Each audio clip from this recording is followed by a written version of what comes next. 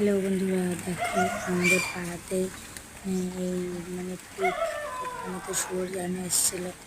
আমার মেয়ে আবার দেখো ফোনটা নিয়ে দৌড়ে গেছে, মামা দেখো দেখো কি এসছে। আমাদের পাশে একটা কচু লাগানোর জমি আছে, সেই জমিতে দেখো এরা আছে।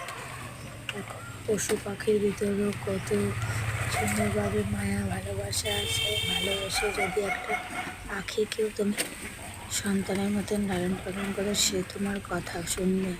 আর সেইখানে মানুষ হয়ে মানুষের কোনো কথা শোনে না। কত কষ্ট করে সন্তান লালন পালন করে একটা বাবা মা, সেই বাবা মার মুখ উজ্জ্বল করবে সন্তান সেই আসাতে।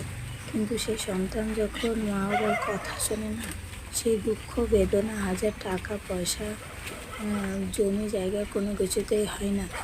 আর একজন বাবা মা চায় যে তার সন্তান ভালো থাক, সুস্থ থাক, হাসি আনন্দে থাক। থাকলেও সেই বাবা মা তার সন্তানকে কখনো কষ্ট দেয় না, নিজে পেলেও।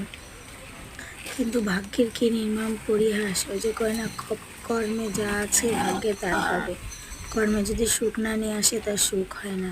মেয়েদের জীবনে